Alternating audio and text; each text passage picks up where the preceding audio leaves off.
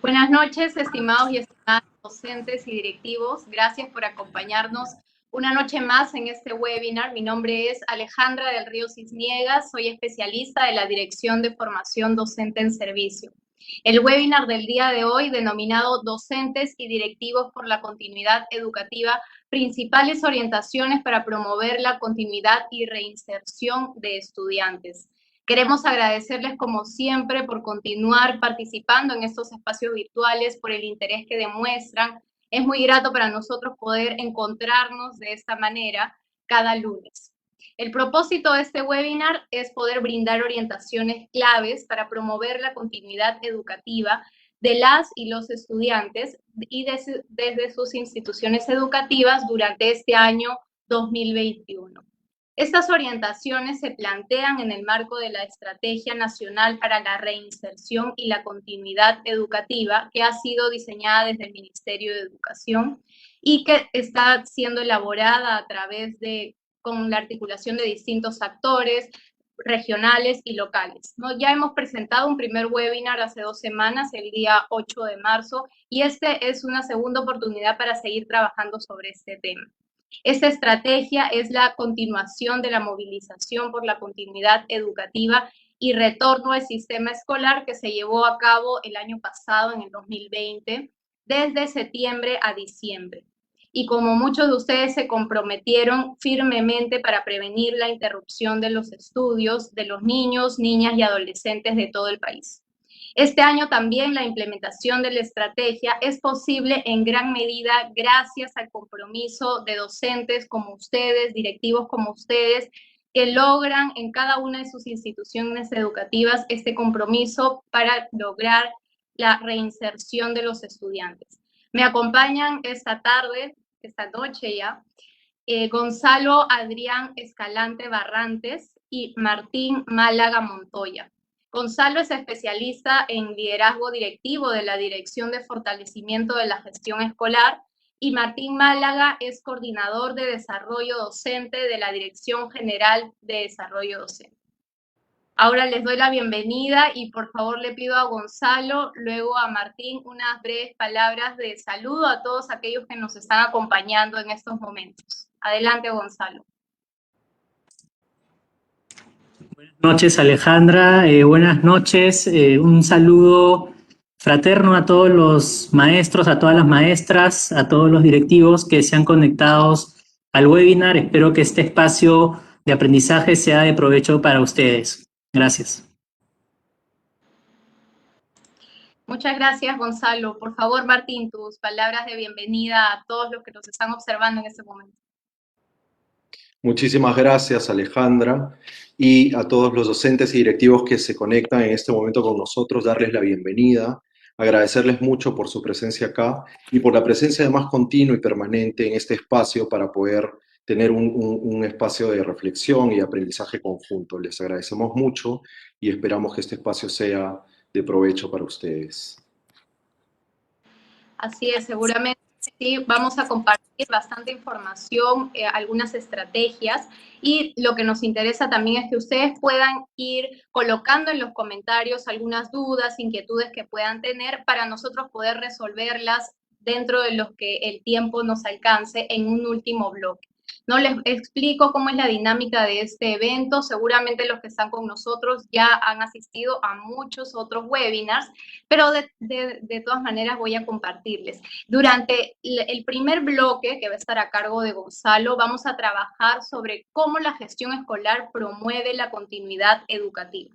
Y en un segundo bloque, que nos va a acompañar Martín, vamos a trabajar sobre qué estrategias pedagógicas se pueden implementar para prevenir la interrupción de los estudios.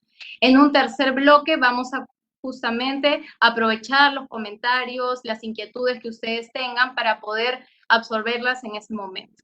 Entonces, sin más, damos inicio a este primer bloque con Gonzalo. ¿Cómo la gestión escolar promueve la continuidad educativa? Gracias, Alejandra. Voy a compartir pantalla. Bien, disculpen por los inconvenientes técnicos, es parte un poco también de esta nueva normalidad en la que en la que estamos viviendo, ¿no? Antes de iniciar el bloque 1, quería rescatar dos ideas importantes del webinar anterior, el webinar que se llevó a cabo el 8 de marzo y que creo que pueden servir de base para la exposición, el diálogo que vamos a tener el día de hoy. Una de estas ideas es que los estudiantes definitivamente, y eso lo demuestra la evidencia internacional y nacional, no interrumpen sus estudios porque así lo quieren, ¿no? Digamos, los llamamos desertores, ¿no? Los hemos venido llamando desertores. Sin embargo, la decisión que ellos toman, ¿no? Y muchas veces no toman, suele estar condicionada o asociada o explicada a diversos factores que reducen sus posibilidades y sus oportunidades para continuar estudiando. Esa es una de las conclusiones a las que llegamos el último webinar, ¿no? Factores como la precaria situación económica, como las bajas expectativas respecto a la educación, como el verse involucrados en situaciones de violencia familiar o violencia escolar, los cuales vamos a abordar en el siguiente bloque, pero es importante partir de esta premisa. Y la segunda idea que teníamos, o a la que habíamos llegado en el webinar anterior, ¿no? Es que definitivamente una respuesta para esta problemática y sobre todo en este contexto requiere una respuesta articulada del sector educación, ¿no? Del Minedu como ente rector, con participación de las UGELs, GRES y DRES, ¿no? Para desarrollar las estrategias contextualizadas del territorio, con la participación también de la institución educativa, así como el trabajo con otros sectores, ¿no? El sector salud, el sector transportes y comunicaciones, fundamental, el Ministerio de la Mujer, ¿no? El MIDIS, y también con líderes políticos y autoridades locales, ¿no? Que uniendo esfuerzos y trabajando articuladamente pueden lograr la continuidad educativa de los estudiantes, ¿no? En este contexto, el rol de la escuela es, pues, fundamental, ¿no? La escuela es la primera línea, ¿no? En cuanto a el logro de la continuidad educativa y prevenir que los estudiantes interrumpan sus estudios, ¿no? Y es por eso que estamos aquí en este segundo webinar titulado Principales orientaciones para promover la continuidad educativa de los estudiantes. Entonces, el bloque 1, como se mencionaba, busca responder la respuesta cómo la gestión escolar promueve la continuidad educativa, ¿no? Antes también de entrar a este bloque en sí, es importante situarnos en el marco temporal en el que estamos, ¿no?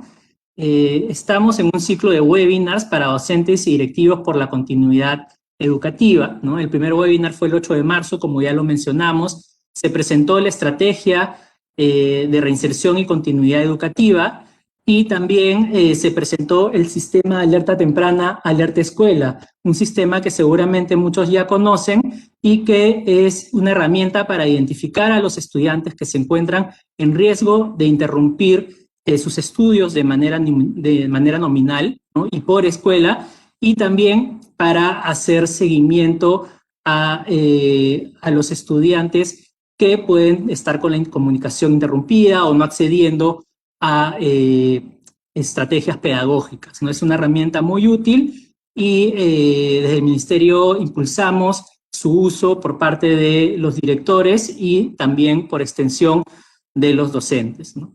En el segundo webinar, que es se verán las principales orientaciones para promover la continuidad y reinserción educativa.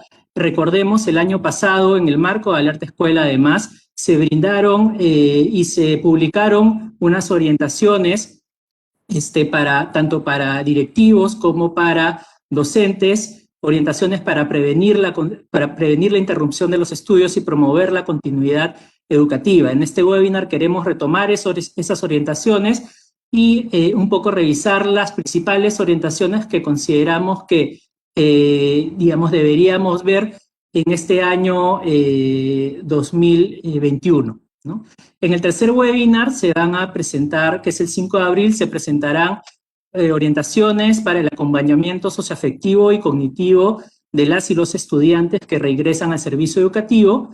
En el cuarto webinar, que es el 19 de abril, vamos a compartir con ustedes buenas prácticas desde la escuela en el 2020, ¿no? En realidad nosotros no las vamos a compartir, las van a compartir los mismos directivos y docentes. Estamos trabajando con ellos también para sistematizar sus buenas prácticas y que ellos mismos puedan compartirlas con todos ustedes, de manera que se pueda generar un intercambio de ideas y estrategias para promover la continuidad educativa, ¿no? También el quinto webinar y último es el 3 de mayo y también se presentarán buenas prácticas desde la escuela para promover la continuidad educativa. Entonces, estamos en el segundo webinar y vamos a empezar, como decía la pregunta del bloque 2, con las orientaciones más relacionadas a la gestión escolar, ¿no? Algo que consideramos importante es identificar a los estudiantes que se encuentran en riesgo y establecer acciones para facilitar su continuidad en la escuela, ¿no? Es importante establecer los medios y canales de comunicación con las y los estudiantes, ¿no?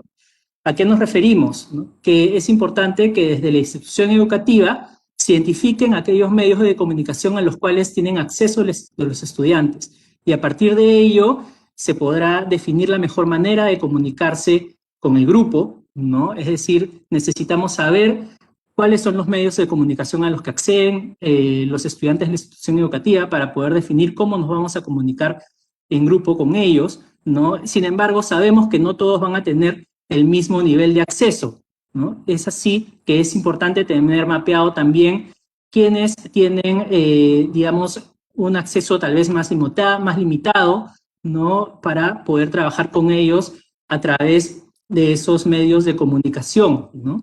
Y también es importantísimo promover desde la gestión que se defina anticipadamente los días y las horas de la comunicación. ¿Por qué? Porque hay muchas veces, ¿no? Como ustedes seguramente ya saben, que los estudiantes no tienen un acceso constante a ciertos medios de comunicación, como puede ser un celular smartphone, pero sí pueden, o sus familias pueden agenciárselo para algunos días si es que tienen la anticipación debida para hacerlo, ¿no? Entonces, es muy importante la identificación y el establecimiento de medios y canales de comunicación con los estudiantes y también un trabajo diferenciado, ¿no? Por ahí un estudiante no pudo conectarse a alguna llamada multiconferencia que se haya hecho con el grupo de estudiantes porque tenía que ayudar a su padre, ¿no? en la chacra, pero en esos casos, pues los docentes pueden comunicarse con ellos después, ¿no? Es importante esta atención diferenciada. Es importante también institucionalizar una práctica docente de identificación de alertas y de seguimiento de estudiantes en riesgo de interrumpir sus estudios, ¿no? De esa manera se puede tener claro quiénes son estos estudiantes que están en riesgo de interrumpir sus estudios para poder identificar sus necesidades individuales, ¿no? Para poder indagar, ¿no? en su situación, ¿no? A veces hay algunas alertas que nos pueden decir, no, algo está mal con este estudiante, algo está pasando con él, voy a indagar, voy a llamarlo, voy a comunicarme con él para ver qué pasa, ¿no? Y de esa manera establecer acciones para asegurar su continuidad educativa, ¿no? Son estudiantes que algunos han dejado de comunicarse, ¿no? Es importante contactarse con los estudiantes que se dejan de comunicar. Por ahí hay un tema, se les averió el celular, ¿no? Y por ahí podemos apoyar en la gestión, en alguna gestión, para que puedan de alguna forma poder no perder, ¿no? La comunicación, ¿no? O al menos poder acceder a los materiales pedagógicos, ¿no? También pueden ser estudiantes que se encuentran con mayor riesgo de interrumpir sus estudios en el sistema Alerta Escuela, ¿no? Recordemos que Alerta Escuela nos brinda la información nominal de aquellos estudiantes de nuestra escuela que tienen tal vez mayor riesgo de interrumpir sus estudios. No significa eso que lo vayan a hacer, no es un hecho, pero por cumplir ciertas características, ¿no? Por tener ciertas características personales, familiares, podrían estar en riesgo de interrumpir sus estudios y por eso es importante también estar atentos a ellos, ¿no? Estudiantes que han informado que no pueden continuar, bueno, eso es una alerta mucho más evidente, pero pasa, ¿no? Ahí hay que hacer un trabajo con el estudiante y su familia, ¿no? Estudiantes que cambian de actitud o de comportamiento o demuestran comportamientos o emociones intensas, ¿no? Es importante este tema de estar alerta a los cambios en nuestros estudiantes e inculcar esto también a los docentes y siempre no quedarnos con la duda, ¿no? Sino indagar más. Tal vez en una sesión donde están en grupo no sea el espacio más ideal, pero después siempre se puede indagar. Entonces es importante la institucionalización, de esta práctica. Es importante también generar el compromiso e involucrar a la comunidad, ¿no? La sensibilización de las familias es algo fundamental. Seguramente también ustedes ya lo han podido trabajar, ¿no? Es importante lo que veíamos con algunos directivos también, sí sensibilizar a las familias, pero evitando la culpabilización y la amenaza, o sea, mensajes que lleven a culpabilizarlos o que se sientan amenazados, y más bien serían mensajes orientados a poner en valor la educación como medio para los estudiantes para que puedan construir y alcanzar sus proyectos, ¿no? Y también impulsar la solidaridad entre familias, ¿no? Hemos conocido experiencias de algunas escuelas donde las familias pues realmente se han puesto al hombro la continuidad educativa de los estudiantes, no solo de sus estudiantes, sino también de otros, ¿no? Como tal vez facilitando, prestando el celular, ¿no? A los estudiantes vecinos que tal vez no tienen acceso, ¿no? Entonces es importante generar esta dinámica de colaboración también entre las familias, ¿no? Es importante también generar compromisos e involucrar a la comunidad, ¿no? El directivo, ¿no? Es un líder, ¿no? Y los docentes también, ¿no? Son actores y líderes de la comunidad local, son muy respetados en sus comunidades y es importante aprovechar este liderazgo para apalancar recursos humanos o materiales para promover la continuidad educativa, ¿no? No estamos hablando necesariamente, ¿no? de recursos grandes, ¿no? Pero a veces cosas chicas pueden hacer la diferencia. Los actores comunales y locales, ¿no? Como las rondas campesinas, los funcionarios de la municipalidad, ¿no? Las autoridades mismas del municipio, los del centro de salud, ¿no? El gestor del programa Juntos, todos pueden ayudarnos de alguna manera a lograr que los estudiantes no interrumpan sus estudios, ¿no? Algunos nos podrán ayudar a buscar y contactar a los estudiantes con los que se ha perdido el contacto, ¿no? Ellos saben muy bien dónde vive cada familia y de hecho tienen mayor comunicación tal vez que los mismos directores o docentes que muchas veces no pueden estar en el mismo lugar, ¿no? Donde está la institución educativa. También pueden ayudarnos a persuadir a las familias sobre la importancia de permanecer en la escuela, ¿no? Y apalancar recursos para facilitar la comunicación o acceso a materiales educativos por parte de los estudiantes, ¿no? Esto me recuerda a una experiencia que nos comentaba un directivo donde precisamente esta niña perdió un celular, ¿no? Se le averió el celular y coordinando con la municipalidad se pudo gestionar que desde la municipalidad pues se le apoye a esta familia imprimiendo las actividades que tenía que realizar mientras su familia podía gestionar el arreglo del celular, ¿no? Entonces es importante siempre, digamos, estar vinculado con todos estos aliados y apalancar estos recursos tanto humanos como materiales, ¿no? Es importante también generar intencionalmente espacios para la construcción de vínculos y sentido de pertenencia, ¿no?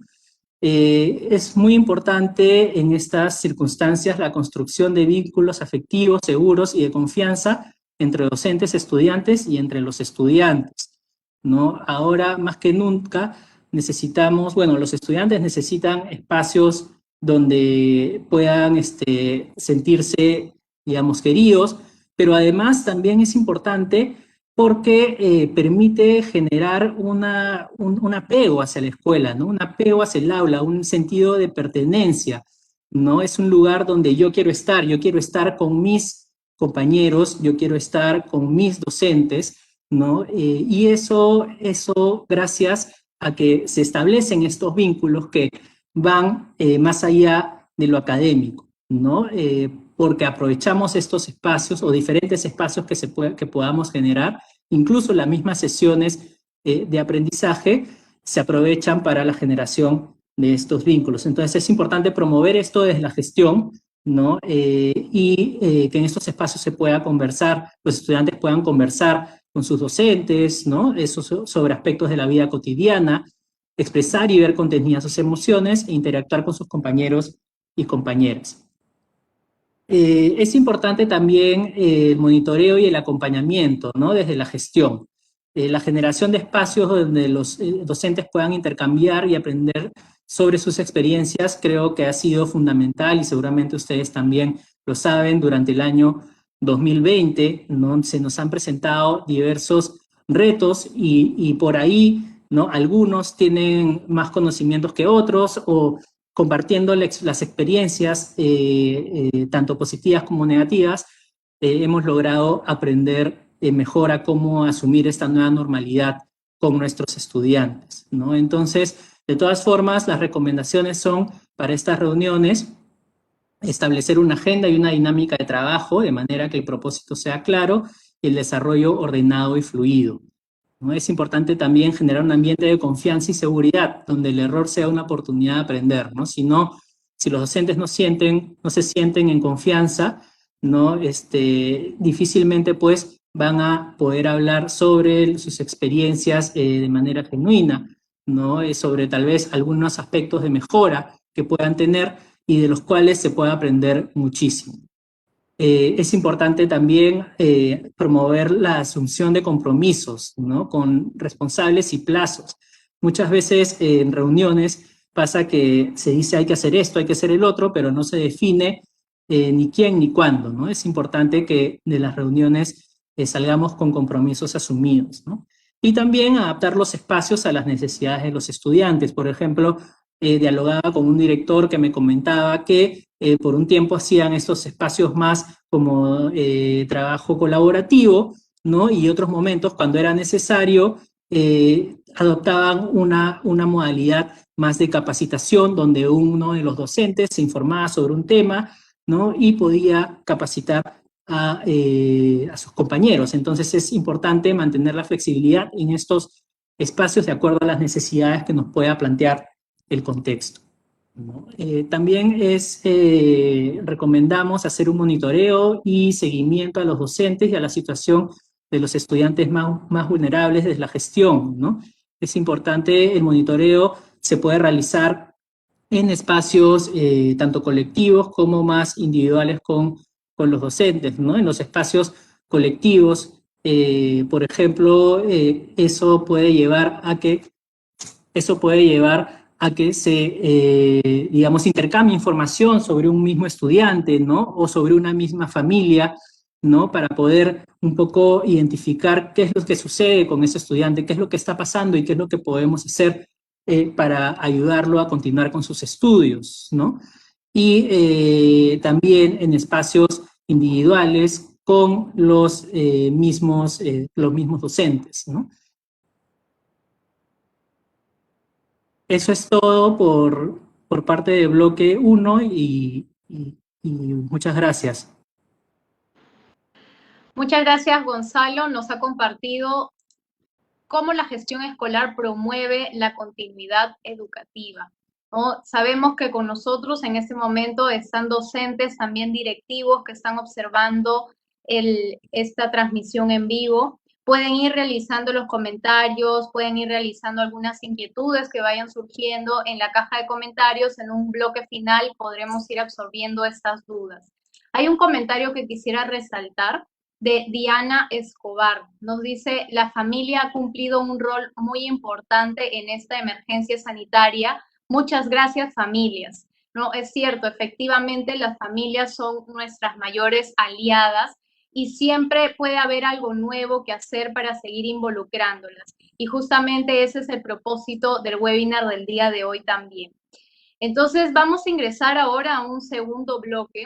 En este segundo bloque, Martín nos va a compartir desde la Dirección General de Desarrollo Docente el segundo bloque vinculado a qué estrategias pedagógicas se pueden implementar para prevenir la interrupción de los estudios. Vamos adelante, Martín. Muchas gracias, Ale. Efectivamente, en este bloque lo que esperamos es responder esta pregunta y lo vamos a hacer profundizando en estos factores de riesgo. Gonzalo hace un momento nos acaba de dar un panorama general desde la gestión y ha indicado como una idea fundamental a resaltar el hecho de que hay factores de riesgo que están asociados a la interrupción de los estudios. Entonces, lo que queremos hacer en este bloque es profundizar en esos factores de riesgo y a partir de ahí plantear algunas orientaciones para prevenir esta interrupción desde el trabajo docente. Es importante tener claro, y en esta idea vamos a insistir mucho, que según señala la evidencia, en la gran mayoría de casos la decisión de interrumpir los estudios no es una decisión deliberada de los propios estudiantes, sino que se debe más bien a factores estructurales. Entonces, desde esa mirada es que nos vamos a aproximar a mirar estos factores de riesgo que diversas investigaciones a nivel nacional e internacional han identificado como asociados a esta problemática. Los factores que podemos ver a continuación son los que nos van a permitir plantear algunas orientaciones específicas en cada caso. Entonces, como podemos ver, estos factores están relacionados con la precaria situación económica de las familias, con las limitadas expectativas sobre la educación, con el escaso apoyo familiar al proceso educativo, con la violencia escolar e intrafamiliar, con algunas dificultades para mantener la comunicación con el estudiante y las familias, y también con algunas condiciones de mayor vulnerabilidad, ¿no?, que revisten complejidad porque están asociadas a distintos factores a su vez, como vamos a ver. Entonces, ahora desde esta mirada general quiero que podamos pasar a la siguiente vista para empezar a profundizar en cada uno de estos factores y podamos ver un poco más de cerca qué está detrás de estas variables. Miremos primero el primer factor, que es el de precaria situación económica de las familias. Para eso nos vamos a remitir a información oficial del INEI, que en el 2019 identificaba que el 20.2% de la población del país se encontraba en situación de pobreza y el 2.9% en situación de pobreza extrema. Lógicamente, en el año 2020, como todos lo hemos podido vivir de manera directa, esta situación se ha visto agravada por la pandemia y esto efectivamente está teniendo un impacto en que el nivel de pobreza se incremente. El tema desde el punto de vista de los factores de riesgo asociados a la interrupción de los estudios es que esta situación económica precaria, agudizada en el contexto de la pandemia, afecta directamente a los estudiantes, especialmente a los adolescentes y a las adolescentes, y eventualmente les conduce a involucrarse en mayor medida en actividades laborales que les permitan tener mayores ingresos económicos, ¿no?, inclusive si estas actividades limitan sus aspiraciones y expectativas educativas. Un segundo factor de riesgo que vamos a ver también con profundidad es el de las limitadas expectativas sobre la educación. Esta variable está relacionada con la creencia de parte de los propios estudiantes, de sus familias o de otras personas cercanas, ¿no?, de que el estudiante o la estudiante carece de recursos individuales, digamos, recursos cognitivos, motivacionales, socioemocionales, o recursos también socioeconómicos, como puede ser, por ejemplo, recursos económicos de la familia, la posibilidad de acceder a becas o a otras rutas para poder continuar con sus estudios. La creencia de que estos recursos son recursos de los que carece el estudiante. Y eso puede aterrizar en pensamientos como, por ejemplo, yo no nací para estudiar, O, por ejemplo, ¿para qué seguir estudiando si al final voy a trabajar en cualquier cosa, ¿no? Y evidentemente eso tiene un impacto directo en el autoconcepto y en la autoeficacia escolar de las y los estudiantes, ¿no? Y esto es un aspecto clave que hay que atender, porque si un estudiante empieza a generar creencias respecto a sí mismo, en el sentido de que no tiene capacidades o no tiene habilidades para llevar a cabo un aprendizaje, y es retroalimentado en esa misma dirección, es retroalimentado, por ejemplo, recibiendo de parte de cualquier persona la idea de que efectivamente tiene limitaciones en sus capacidades o en sus habilidades, lo que va a pasar es que se va a generar un círculo vicioso y el estudiante va a terminar instalando esa idea de forma muy rígida y obviamente eso va a afectar sus expectativas sobre la educación y muy probablemente termine interrumpiendo sus estudios. Y finalmente, en esta primera vista, respecto al escaso apoyo familiar al proceso educativo, este es un tercer factor. Este es otro elemento clave, como todos ustedes saben por su propia experiencia en realidad, ¿no? El apoyo familiar en el proceso educativo es clave, ya que los padres o los cuidadores en general generan condiciones y brindan soporte que los estudiantes necesitan para lograr los aprendizajes que finalmente se espera que desarrollen. Entonces, en las investigaciones hay dos aspectos fundamentales que se resaltan con respecto al soporte familiar. Uno es el involucramiento de las familias en las actividades de aprendizaje, ¿no? El hecho de que den un apoyo, un acompañamiento, y esto en realidad, obviamente, hemos visto que en el último año se ha vuelto muchísimo más significativo. Alejandra nos recordaba hace un momento un comentario que ha salido al respecto, pero también es cierto que este involucramiento es relevante en cualquier contexto, no solo en el de la virtualidad o el de la educación a distancia, sino en el contexto general de la educación, del proceso educativo. Y un segundo aspecto es el del vínculo afectivo o el soporte emocional que puedan tener justamente los padres, madres o cuidadoras con respecto al estudiante, ¿no? Entonces, si es que estos dos elementos no están, evidentemente los estudiantes o las estudiantes van a sentir que carecen de apoyo cuando tienen que enfrentar desafíos complejos, o van a sentir que no pueden pedir ayuda a su familia cuando surge un problema en la escuela, y esto puede derivar también en que valoren menos su propio proceso educativo y derive justamente en la interrupción eventual de los estudios. Continuamos ahora con la siguiente vista para ver los otros factores de riesgo que nos interesa explorar. El primero de ellos es el de la violencia escolar e intrafamiliar, es el cuarto en realidad en el conjunto de factores que estamos viendo.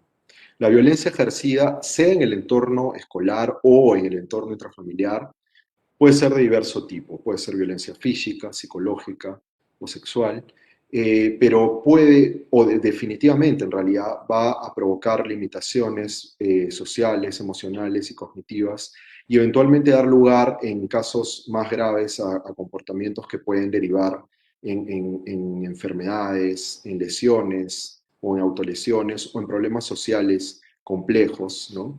Y pueden, por lo tanto, convertirse en un factor para que el niño, la niña, el adolescente interrumpa sus estudios.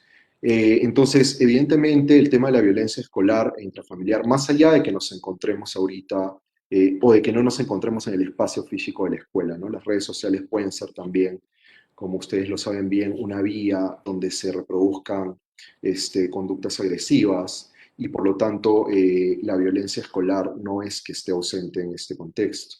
Entonces, el tema es que para poder mirar esta variable hay que tener en cuenta que el escenario de la violencia escolar puede ser complejo, ¿no? Y cuando la agresión es cometida o es producida, generada entre estudiantes, el riesgo de interrupción puede darse tanto para quienes están jugando un rol de víctima en ese contexto, como para quienes están ejerciendo un rol agresor, ¿no? Y si la atención de la violencia o a esta situación de violencia se centra solamente en quien está cumpliendo ese rol de víctima y se opta por sancionar de manera dura a quienes son agresores, muy probablemente esto impacte también en estos últimos estudiantes porque eventualmente pueden ser víctimas de violencia a su vez en su casa, por ejemplo, ¿no? Entonces, este es un cuarto factor al cual prestar mucha atención. Continuamos con el siguiente factor, que tiene que ver con las dificultades para mantener la comunicación con estudiantes y con familias, ¿no? Y este es un factor que particularmente se ha vuelto crítico en el contexto de la emergencia sanitaria, ¿no? Es probablemente el factor que más está vinculado al proceso por el que hemos pasado y que, como sabemos, en el contexto en general de aislamiento social, ha supuesto enfrentar un duro reto para ustedes en particular, de mantener una comunicación efectiva y constante con los estudiantes, de adaptarse a nuevos canales y medios de comunicación. Y esa es en suma una tarea compleja, ¿no es cierto?, que si la miramos desde el punto de vista de la interrupción de los estudios, se convierte o se puede convertir en una variable. Y eso es lo que quiero hacer acá, poner el foco en este contexto de la interrupción. Para muchos estudiantes, la escuela representa un espacio de seguridad, ¿no? Un espacio de contención. Por lo tanto, el hecho de que los vínculos con docentes o compañeros se rompan puede afectar directamente su propia expectativa respecto a su proceso educativo y su confianza en sus posibilidades de aprender. Entonces, desde la mirada del riesgo de interrupción de los estudios, la dificultad para mantener la comunicación adquiere este matiz particular. Y finalmente, vamos a ver la última variable de la que estamos partiendo, que tiene que ver con condiciones de mayor vulnerabilidad, en dos miradas específicas. Una referida a estudiantes con necesidades educativas especiales asociadas a discapacidad. Ahí es importante señalar que según la encuesta nacional especializada sobre discapacidad, aproximadamente 1.575.000 personas en el Perú padecen de alguna discapacidad y eso equivale al 5% más o menos de la población nacional. Lo relevante de mirar acá es que de esta población, el 64% solo ha culminado la primaria, el 22.4% ha culminado secundaria, el 6.9% solamente la superior universitaria y un 4.7% la superior no universitaria. Estas cifras lo que nos revelan es que evidentemente la condición de discapacidad se convierte en una variable significativa con respecto a la interrupción de los estudios y por tanto es necesario considerarla como un factor y prestarle la atención debida. Y con respecto a la brecha de género, que es un tema bastante también estudiado y de mucha relevancia además en el contexto actual, solamente quiero señalar acá algunas ideas importantes que también nos permiten ilustrar un poco la relevancia de atender a esta variable, ¿no? En América Latina, aproximadamente la tercera parte de niñas y adolescentes que abandonaron sus estudios en los últimos años lo hizo por embarazo o por cuidados maternos. Y en nuestro país, como pueden ver ahí, el 13% de niñas y adolescentes peruanas menores de 19 años son madres, un porcentaje que se incrementa en el ámbito rural llegando al 22.7%. Estas son cifras reportadas por la UNESCO, por ONU Mujeres y por Plan Internacional, y que nos permiten ver que el tema es bastante complejo. Y se expresa también de otra manera en las diferencias en las tasas de asistencia a la escuela entre estudiantes mujeres y estudiantes varones. Entonces, es cierto que el tema de la brecha de género se convierte en una variable muy aguda para determinar la interrupción de los estudios y en muchos casos se debe justamente a que las mujeres asumen la carga de las tareas domésticas de manera mucho más intensa en comparación con sus pares varones, ¿no? Además de los casos de matrimonios tempranos o los embarazos, como ya se ha mencionado. Bien, entonces estos son los 6 factores de riesgo sobre los que estamos basando esta mirada y estas orientaciones. Y hay una idea central que señalar acá. Es importante que veamos que estos factores no se pueden ver de manera aislada o de manera independiente. Hay que pensar que muy probablemente lo que ocurre en la realidad es que estos factores interactúan entre sí, convergen y pueden terminar derivando en la interrupción de los estudios a la que estamos haciendo referencia.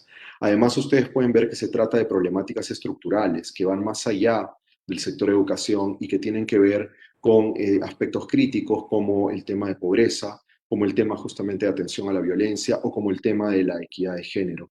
Y en ese sentido, si bien se trata de factores que trascienden el ámbito educativo. En este caso, en este contexto y en este webinar además en particular, queremos poner el foco en aquello que se puede hacer desde el trabajo en la escuela y en concreto desde el trabajo que ustedes como docentes llevan a cabo cotidianamente y que se convierte en una clave para poder contribuir a la prevención de la interrupción de los estudios. Entonces, lo que vamos a hacer ahora es dar una mirada general, panorámica, respecto a orientaciones pedagógicas para responder a estos factores de riesgo. Y lo vamos a hacer pasando por cada uno de estos factores y planteando algunas acciones específicas que podrían apoyar a prevenir la interrupción de los estudios. Quiero sí señalar que lo que vamos a hacer es justamente una mirada panorámica, porque como les voy a contar con más detalle al final, estas orientaciones están publicadas, se encuentran ya publicadas y a disposición de ustedes y por lo tanto ahí se puede acceder para poder profundizar y hacer una exploración más exhaustiva al respecto. Por el momento lo que vamos a ver, vamos a empezar viendo el primer factor que es el de precaria situación económica de las familias. Acá estamos planteando en clave de acciones algunas, digamos, estrategias que se pueden plantear, ¿no? Una primera tiene que ver con promover el apoyo desde la comunidad educativa. ¿Y por qué es importante esto frente a la precaria situación económica? Porque mirarlo así permite tener un enfoque de integralidad entre la escuela, la familia y la comunidad y vincular al mismo tiempo los aprendizajes de la escuela con las actividades económicas familiares puede ayudar a que las competencias o los aprendizajes que están vinculados con estas actividades económicas familiares se pongan de relieve y adquieran significado para el estudiante y no necesariamente tenga que generarse una ruptura entre aquello que se da en el espacio familiar y aquello que entendemos como aprendizaje. Un ejemplo de eso, que seguramente muchos de ustedes promueven, son proyectos productivos que generan ingresos económicos. Una segunda acción a la que le queremos poner el lente es la de proveer flexibilidad educativa. Esto es clave y probablemente es algo transversal a los distintos factores o variables que estamos viendo. Proveer flexibilidad educativa porque justamente los estudiantes que están en riesgo de interrumpir sus estudios tienen condiciones más adversas para poder darles continuidad. Entonces, acá puede resultar de ayuda, por ejemplo, contar con un registro nominal de los estudiantes o las estudiantes involucradas en actividades laborales, ¿no? Cosa que esto permita plantear estrategias pertinentes y hacer un acompañamiento más cercano a su proceso, sobre todo con lo que tiene que ver con la organización y planificación de los tiempos, dado que en muchos casos esto puede verse afectado precisamente por esta dedicación a cuestiones de labores productivas, ¿no? Obviamente esto supone promover el compromiso de las familias también en ese apoyo. Y finalmente, una tercera acción vinculada a este factor tiene que ver, seguramente mucho más pertinente para los estudiantes en grados superiores, con comunicar sobre becas para la continuidad educativa. En muchos casos, justamente por las situaciones de precariedad económica, los estudiantes pueden no contar con información suficiente que les permita pensar en que hay una alternativa para poder continuar en la educación superior. Entonces, poner en sus manos esta información, la información respecto a las becas y créditos educativos que el PRONADEC otorga a través de concursos públicos y que están dirigidos justamente a estudiantes talentosos que pueden tener la posibilidad de continuar adelante sin tener los recursos económicos. Poner en sus manos esa información ya se convierte en una acción que va a contribuir a promover y a prevenir la interrupción de los estudios. Pasamos entonces ahora al siguiente factor de riesgo, que es justamente el de limitadas expectativas sobre la educación.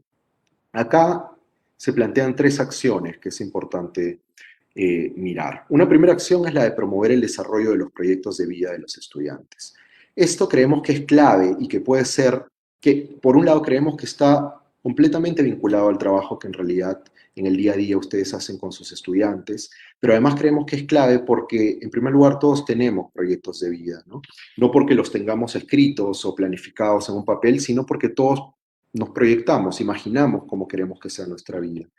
Y eso es lo que se intenta plantear en esta acción, ayudar a los estudiantes a que puedan ir construyendo sus proyectos de vida, porque los proyectos de vida se transforman a lo largo del tiempo, se complejizan y se adaptan, pero empiezan a originarse seguramente en edades muy tempranas, porque para construir esos proyectos de vida, las personas, los niños, las niñas, van reconociendo cuáles son sus propias competencias, sus intereses, y esto lo hacen a partir de la construcción de su propia identidad, del conocimiento que tienen de ellos mismos, del desarrollo de su autonomía, entre otros aspectos. Y si ustedes ven, estos son factores que están totalmente vinculados con los aprendizajes que nos plantea el currículo. El currículo tiene una competencia sobre construcción de identidad, el currículo propone y apuesta por el autoconocimiento de los estudiantes, promueve el desarrollo de la autonomía. Entonces, fortalecer estas competencias se convierte, a su vez, en un elemento que va a favorecer la construcción de proyectos de vida de parte de los estudiantes. Una segunda acción vinculada con esta tiene que ver con proveer información también, en este caso, sobre los beneficios de la educación. Hace un momento hablábamos con respecto a esta variable o este factor de riesgo, que probablemente muchos estudiantes pueden tener la creencia de que no tiene sentido que continúen estudiando porque van a terminar trabajando en cualquier cosa o en un trabajo al que ya han accedido. Pero muchas veces esa creencia puede requerir ser informada, ¿no? Puede requerir contar con mayor información respecto a los beneficios de la educación. Es decir, el hecho de informar a los estudiantes y a sus familias sobre los efectos positivos que se desprenden del proceso educativo a nivel cognitivo, a nivel socioeconómico y también del ejercicio de la ciudadanía, se convierte en un apoyo fundamental para que los estudiantes puedan visualizar eh, la necesidad o la relevancia de continuar estudiando, ¿no? Por poner el ejemplo del ejercicio de la ciudadanía, si no podemos desarrollar determinados recursos y competencias, difícilmente vamos a poder reclamar derechos, tomar decisiones como ciudadanos, deliberar y ser parte de una comunidad. Entonces, poner a la mano también, poner a disposición de los estudiantes información sobre estos aspectos que dicho sea de paso, se encuentra también en estas orientaciones que están publicadas, puede ayudar a que los estudiantes puedan tener una perspectiva distinta y proyectar también su continuidad. Y finalmente, una tercera acción está vinculada a fortalecer el vínculo con nuestros estudiantes. Esta es una acción que en realidad se podría considerar transversal a cualquiera de las variables que estamos comentando en este espacio, pero nos parece importante enfatizarla acá porque puede tener un impacto muy significativo sobre estas limitadas expectativas respecto a la educación. Fortalecer el vínculo con nuestros estudiantes está vinculado a lo que en la práctica ustedes como docentes realizan en su trabajo cotidiano con los estudiantes. Está vinculado a brindar soporte emocional a los estudiantes, a actuar con flexibilidad frente a las dificultades que puedan tener, y ayudarlos a identificar también sus fortalezas para promover el desarrollo de una identidad positiva. Muchas veces puede ocurrir que estudiantes que están considerando o que se han desconectado del servicio educativo, que están considerando interrumpir sus estudios justamente por estos factores estructurales, se perciban, recuerden que hablábamos de las creencias hace un momento, se perciban como incapaces o como que no tienen las habilidades o los conocimientos para poder continuar aprendiendo. Pero probablemente esos estudiantes sean muy buenos en muchísimas otras cosas. Probablemente sean muy buenos trabajando en la chacra, haciendo algún deporte, cantando. Hay una serie de aspectos de su propia identidad que además están relacionados con el propio currículo de la básica y por lo tanto son muy relevantes. Entonces, hacerles ver esas fortalezas a los estudiantes puede ayudarlos también a tener otra perspectiva distinta respecto a su propia identidad, a cómo se perciben ellos mismos y por lo tanto animarlos a continuar en el proceso de aprendizaje. Vamos a ver ahora el tercer factor y las acciones que están vinculadas a este factor. El tercer factor tiene que ver con el escaso apoyo familiar al proceso educativo y acá nos vamos a centrar en dos acciones muy concretas. La primera es la de motivar a las familias. Esto es clave porque eventualmente algunos padres o madres o cuidadores pueden sentirse ajenos al espacio educativo y entonces motivarlos para participar y generar un espacio seguro donde puedan expresar opiniones sin ser juzgados, puedan tomar decisiones asertivas, puede ser una acción fundamental para poder contribuir a que se intensifique el apoyo familiar que podrían estarle dando a los estudiantes. Y junto con eso, en una segunda acción muy vinculada, promover círculos de pares entre familias también es una acción que puede tener un efecto muy significativo. Las redes entre familias pueden ser definitivamente una fuente de soporte y apoyo para solucionar problemas en común entre los miembros de la comunidad educativa. Y las familias así podrían intercambiar conocimientos y aprendizajes para fortalecer sus propias competencias parentales y conocer también experiencias de otros padres, conocer lo que hacen otras familias, de qué manera apoyan a sus hijos, para así tener un abanico más amplio de opciones y estrategias.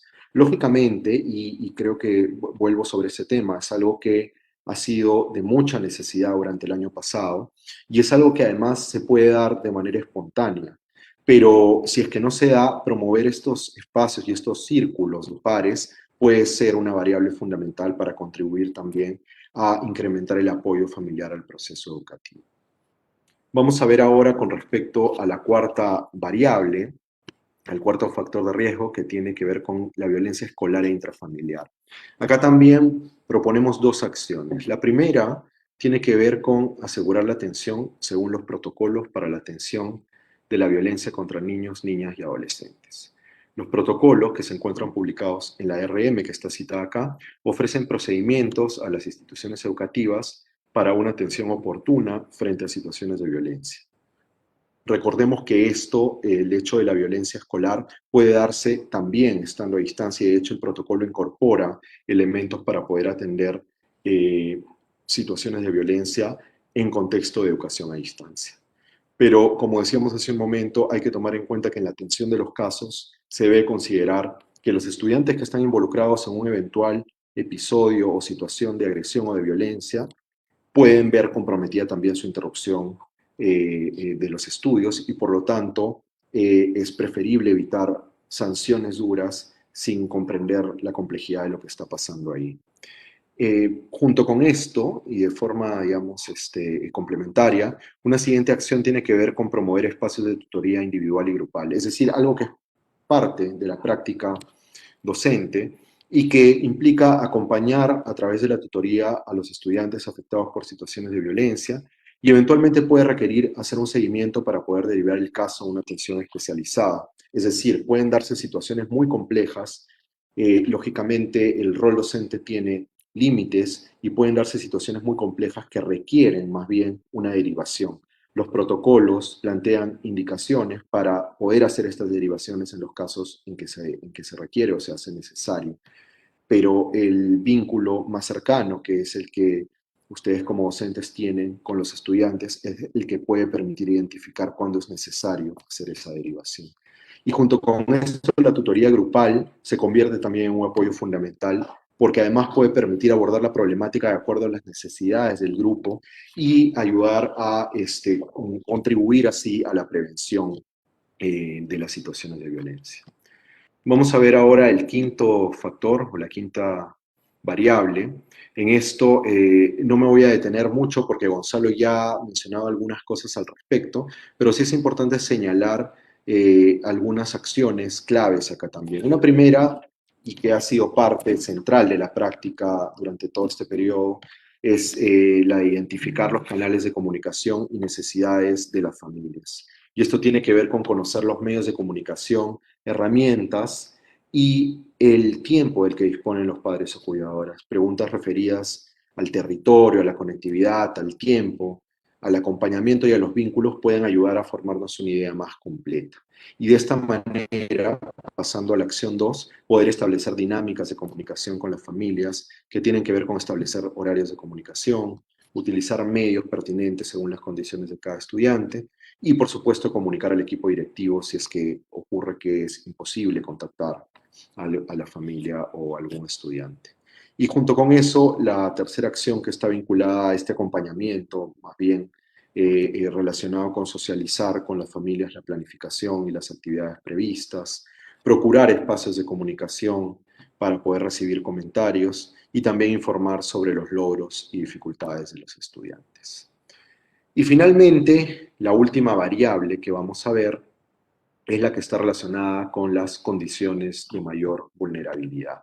Y ahí, como decíamos hace algún momento, Acá hay dos aspectos en los que queremos focalizar.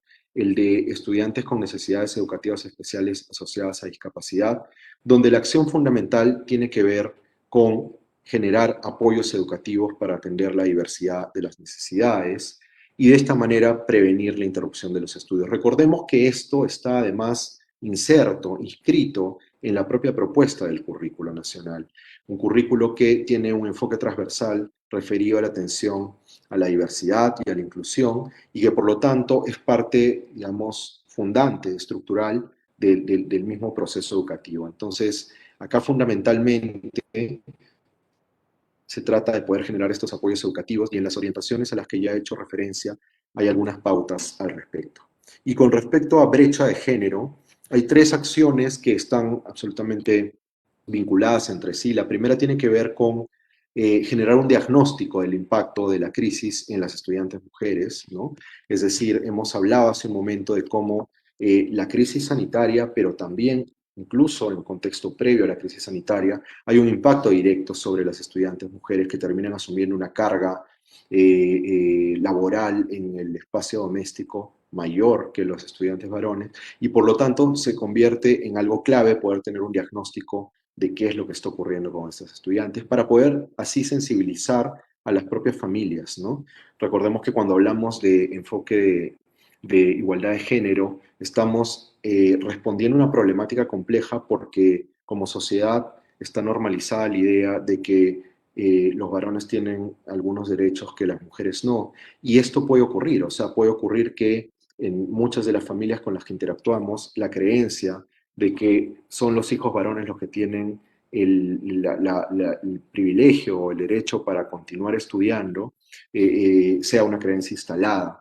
Y entonces sensibilizar, orientar a las familias para poder cambiar esta perspectiva se convierte en algo clave.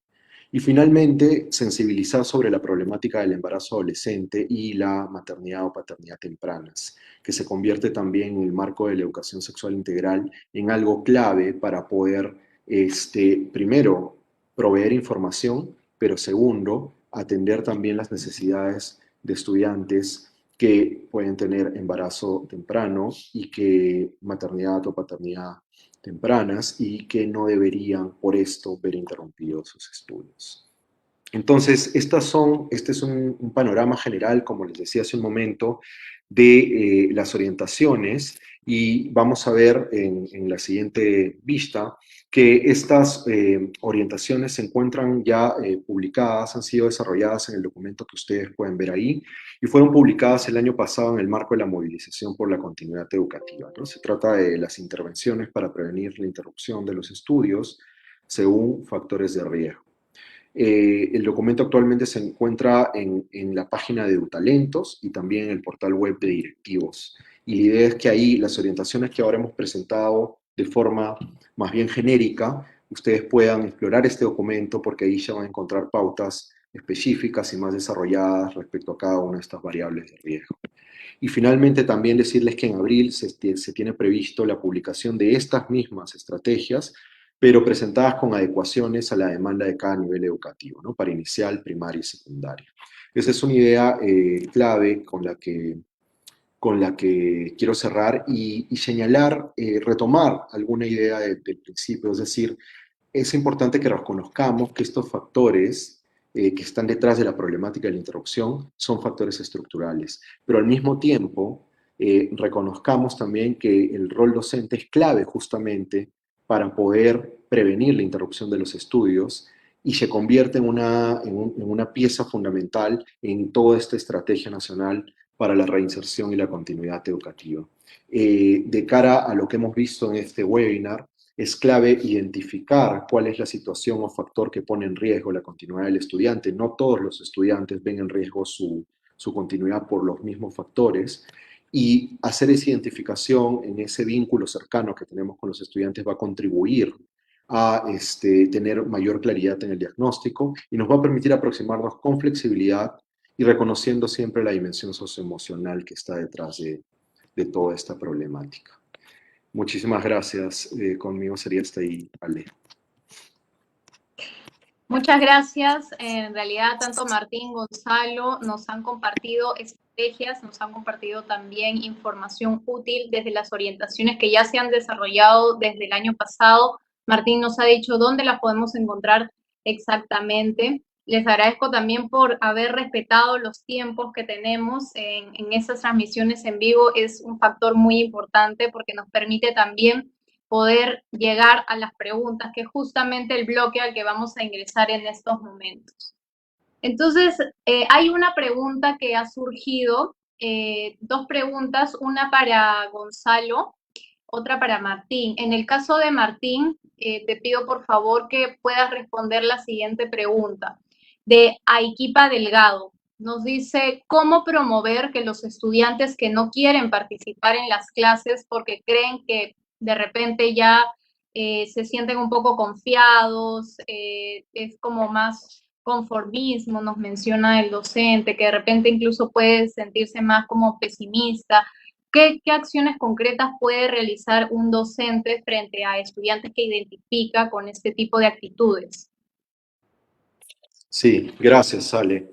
La pregunta que está planteando Equipa es una pregunta muy de fondo, ¿no? Es una pregunta clave a la que hay que atender. Efectivamente, esa ha sido una preocupación durante el año pasado, ha sido una preocupación a todos los niveles, tanto desde el ministerio, pero también, por supuesto, desde las escuelas.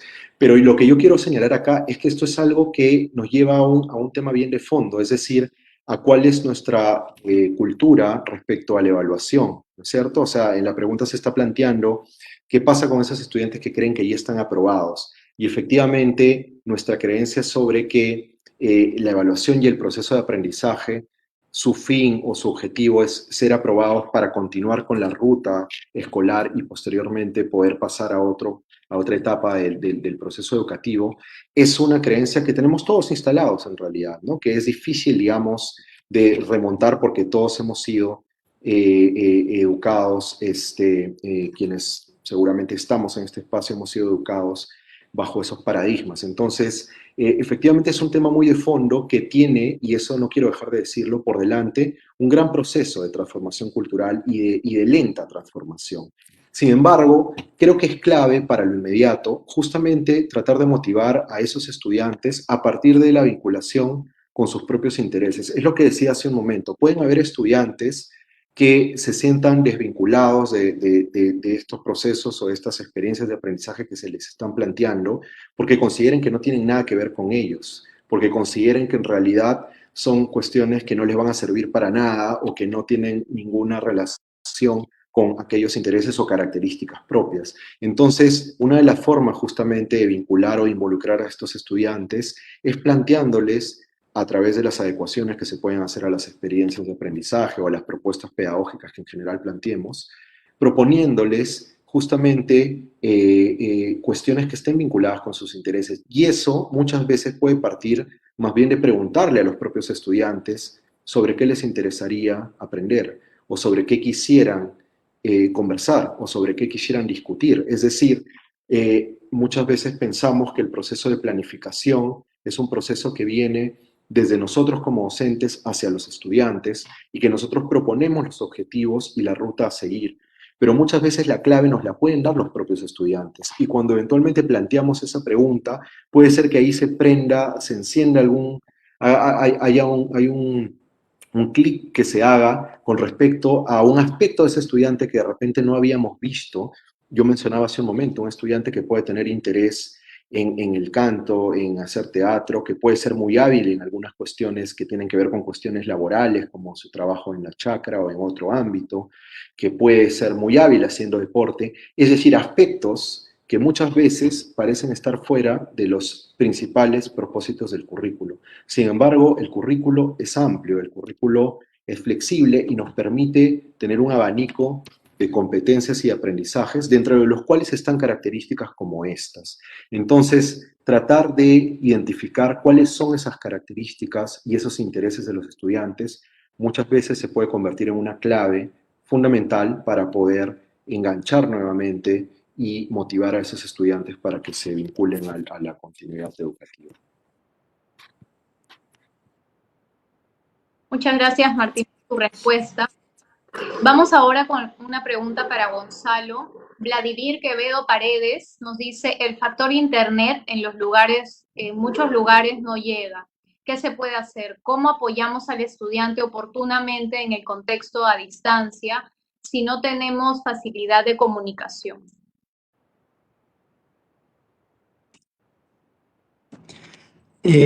Gracias, Vladimir, por tu pregunta. Sí, de hecho, hay que reconocer que hay una brecha de comunicación en el país, una gran brecha que se ha develado sobre todo en esta pandemia y que si bien se está intentando resolver desde diversos sectores, no se va a resolver en su totalidad, digamos, inmediatamente, ¿no? Es un tema estructural. Sin embargo, tal vez sí hay algunas iniciativas, algunas formas de poder comunicarnos y atender a nuestros estudiantes a pesar de estos contextos, ¿no? Por poner un ejemplo, conversaba con un directivo hace poco, ¿no? Que justamente me contaba que tenía ese problema, el problema de que la mayoría de sus estudiantes no tenían acceso a Internet, tenían tal vez acceso a un celular, como le dicen, el celular chanchito, ¿no? El celular ese básico que no es un smartphone. Entonces, lo que empezaron a hacer es, digamos, a usar las llamadas de multiconferencia, ¿no? El docente, bueno, el directivo buscó en Internet cómo puedo hacer para reunirme si es que no tengo Internet. Y le salió esta opción, ¿no? Y que implementó en su institución educativa, ¿no? Que le permitía llamar a 5 personas, ¿no? Como máximo, y una de estas 5 personas podría llamar a otras 5 y así incorporar más estudiantes a la sala y de esa forma estar todos juntos y poder vincularse a través de ese medio de comunicación, ¿no? Y fue muy interesante también porque muchos estudiantes, digamos que tenían tal vez más recursos, se ofrecían para llamar a sus compañeros, a sus 5 compañeros, para poder incrementar el número de conectados, ¿no? Entonces, hay tal vez diversas formas, diversas estrategias que podemos implementar a pesar del contexto, también apoyándonos con los actores locales, ¿no? Tal vez si nosotros no podemos llegar, digamos, otros actores locales pueden llegar con los contenidos pedagógicos hasta los hogares de los estudiantes y tal vez también tomar fotografías de sus contenidos para que nosotros podamos verlos. Entonces, sí, considero que es un contexto, como menciona el maestro Vladimir, difícil, pero pueden haber algunas estrategias que nos permitan finalmente comunicarnos y brindarle la retroalimentación a nuestros estudiantes y precisamente no se pierdan los siguientes webinars donde justamente vamos a ver todo este tema de las buenas prácticas y les vamos a contar cómo han hecho algunos directivos y docentes en estos contextos tan difíciles. Así es, muchas gracias Gonzalo por tu respuesta. Cierto, como dices, nosotros nos ha llegado mucha información de aliados que los docentes, que los directivos también consideran, sabiendo que la posta de salud, el carro, la posta de salud, por ejemplo, va a subir a alguna comunidad, se contactan con ellos, a través de ellos hacen llegar mensajes, ¿no? En zonas que son mucho más lejanas. Pero como dice Gonzalo, los invitamos a los webinars, los siguientes que vamos a tener, donde vamos a compartir también buenas prácticas vinculadas a esta temática. Entonces, damos por finalizado el webinar del día de hoy. Saben, como siempre, los webinars se quedan guardados tanto en el Facebook, donde en estos momentos se está realizando la transmisión, como en la página envivo.perueduca.pe. ¿No? Entonces hasta una siguiente oportunidad. No sin antes recordarles que por favor agenden este día viernes, tenemos el webinar titulado Las experiencias de aprendizaje para el desarrollo de competencias, y el día lunes 29 vamos a abordar el acompañamiento socioafectivo y cognitivo de los estudiantes que ingresan al servicio educativo. ¿no? Ambos por este mismo Facebook a las 6 de la tarde. Le doy el pase a Gonzalo, luego a Martín para su despedida. Bien, bueno, agradecer a Alejandra, ¿no? A también los maestros, a las maestras, a los directivos que nos han acompañado en este espacio. Realmente esperamos seguir compartiendo con ustedes herramientas, orientaciones, ideas, ¿no? Que nos permitan poder enfrentar esta situación tan difícil que nos ha tocado vivir, ¿no? Pero que nos está dejando muchas experiencias y muchos aprendizajes también, ¿no? Entonces, gracias por estar acá. Espero que sea de utilidad lo que hemos podido compartir con ustedes y espero que nos sigan acompañando en los siguientes espacios que podamos tener para compartir y aprender. Gracias. Gracias, Gonzalo. Continuamos contigo, Martín. Gracias, Ale. Sí, fundamentalmente yo también, en primer lugar, agradecerles muchísimo a los maestros y maestras que se han unido a esta transmisión. En realidad, su participación a partir de sus comentarios, a partir de sus preguntas, es muy valiosa también para nosotros mirar aquellos aspectos que podemos fortalecer también en la comunicación que tenemos hacia ustedes. Así que el espíritu es el mismo de lo que acaba de mencionar Gonzalo. Esperamos que lo que hayamos compartido con ustedes en este espacio y las orientaciones que están relacionadas y vinculadas a este webinar les puedan ser de utilidad y de ayuda en el trabajo que ustedes realizan y en el esfuerzo enorme que efectivamente despliegan todos los días para que los estudiantes continúen aprendiendo. Muchísimas gracias por su presencia y su participación. Así es, reitero el agradecimiento para todos los docentes directivos que nos acompañan esta noche. Reciban como siempre el reconocimiento por todo el esfuerzo, por todo el compromiso que vienen demostrando. Estamos ya una semana de haber iniciado el buen retorno del año escolar. Queremos agradecerles y no sin antes recordarles que por favor continúen con los protocolos que el Ministerio de Salud nos indica, el lavado de manos por lo menos por 20 segundos, con agua y jabón constante, el uso de la mascarilla y eviten salir de su casa si es que no es necesario. Y en ese sentido, invito a nuestros invitados también a que nos coloquemos la mascarilla para poder finalizar el webinar del día de hoy. Buenas noches con todos.